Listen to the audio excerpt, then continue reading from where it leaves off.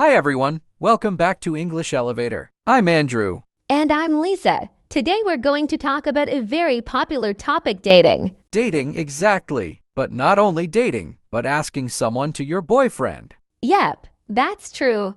Dating is something many people experience, and it's also a great way to learn new vocabulary in English. So, Andrew, how would you describe dating? Dating is when two people spend time together to see if they are romantically interested in each other. Exactly. It can be as simple as going for coffee, dinner, or even a walk in the park. Okay, Liza, let's teach our listeners some of the most useful dating vocabulary. Great idea. The first word is crush. A crush means a strong feeling of liking someone, usually secretly. Example, I had a crush on my neighbor when I was a teenager. Oh, that's a good one. The next word is ask someone out. This means to invite someone on a date. Example, Tom asked Sarah out for dinner last night. And then we have flirt. To flirt means to behave in a playful or romantic way to show you like someone. Example, she was flirting with him by smiling and laughing at his jokes. Another useful word is date. A date is the activity or meeting itself. Example, they went on a date to the cinema. Let's add chemistry. In dating, chemistry means the special connection or attraction between two people.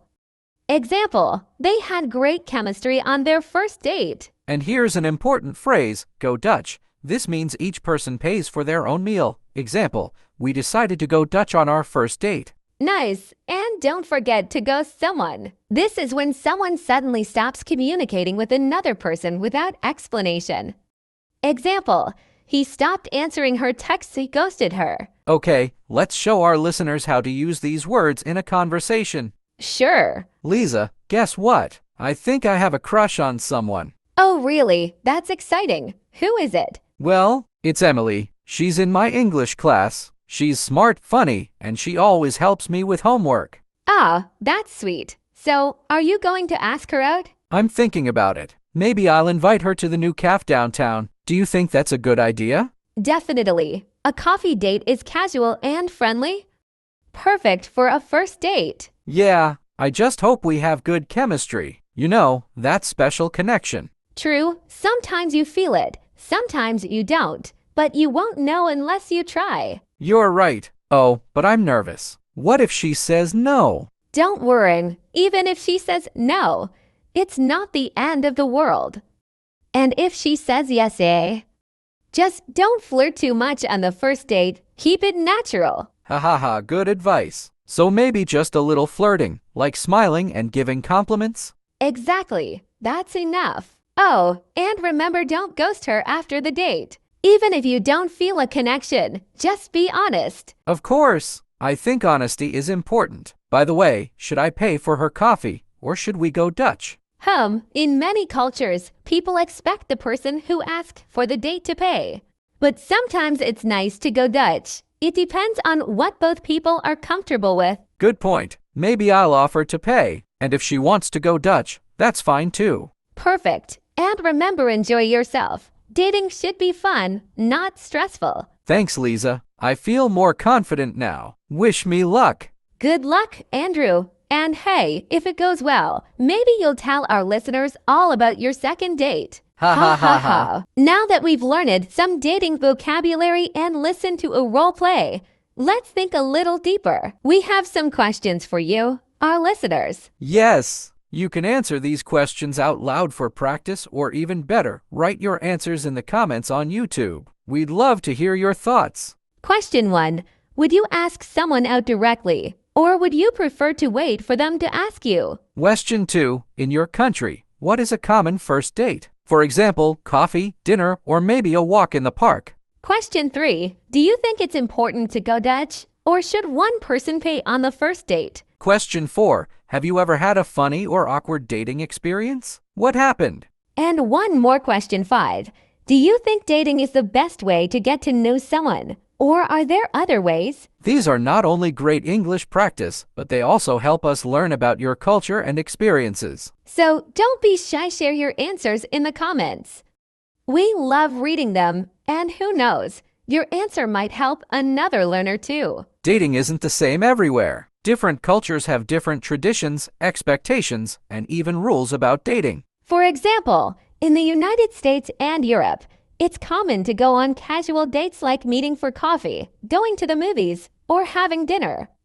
People usually date to see if they have good chemistry before becoming a couple. Yes, and in many Western countries, it's also common for people to date more than one person at the beginning until they decide to be in a serious relationship. But in other places, like South Asia or the Middle East, dating can be very different. Sometimes families are more involved, and people don't date openly. Instead, they might meet someone through family or friends, and then slowly get to know each other. In Japan or Korea, there are also unique dating traditions. For example, in Korea, Valentine's Day is when women give gifts to men, and 1 month later, on White Day, men give gifts to women. That's a fun tradition. And in some countries, like Turkey or Afghanistan, going out alone with someone you're dating might not always be accepted. So couples usually meet in public places or with friends around. Another big difference is about who pays on the first date. In the US, many people go Dutch, which means they split the bill. But in other cultures, it's expected that the man pays. These cultural differences are important to understand, especially if you are dating someone from another country. It helps avoid misunderstandings. So, listeners, think about this. How is dating in your country? Is it more traditional, or is it casual like in the US and Europe? Share your ideas with us. We'd love to compare cultures. Now it's your turn, listeners. We'll give you some dating situations and you try to answer. Don't worry, we'll help you. Here's the first one. Imagine you like someone. What do you say? You can say, I have a crush on someone. Repeat, I have a crush. Good. Next, what do you say when you want to invite someone for coffee or dinner? You can say, I want to ask her out. Try it. Ask her out. Nice. Now, imagine you had a first date. If it went well, what can you say? Example, we have good chemistry. Repeat, good chemistry. But sometimes it doesn't go well. If you don't want to see the person again, don't disappear, don't ghost them. Instead, you can say, thank you, but I don't think we are a good match. Excellent. One more. If you and your date decide to share the bill at a restaurant, what do we call that? Right. Go Dutch. Great job, everyone. Remember, practice makes perfect. Try these sentences with your friends or even in front of a mirror. And the more you use them, the more natural your English will sound. Before we finish, let's ask you some fun questions to think about. Question 1. What qualities are most important for you in a boyfriend or girlfriend? Kindness, humor, honesty, or something else? Question 2. What would be your perfect first date? A quiet dinner, a movie, a walk on the beach, or maybe something adventurous? Question 3. Imagine you are giving advice to a friend who feels nervous about asking someone out. What advice would you give them? Question 4. Do you think long-distance relationships can work? Why or why not? And question 5. In your opinion, what's the difference between dating and being in a serious relationship? These questions are not only great English practice, but they also help you think about relationships and culture. So write your answers in the comments. We love reading your stories and ideas. Wow, today we covered a lot about dating, new vocabulary, a role play, practice activities, and even cultural notes. Yes, we learned words like crush, ask out, chemistry, ghost, and go Dutch. These are so useful when talking about dating in English. And remember, listeners, the best way to improve is to practice. Try using these words in real conversations with friends or write a short story about your perfect date. We also shared some discussion questions for you.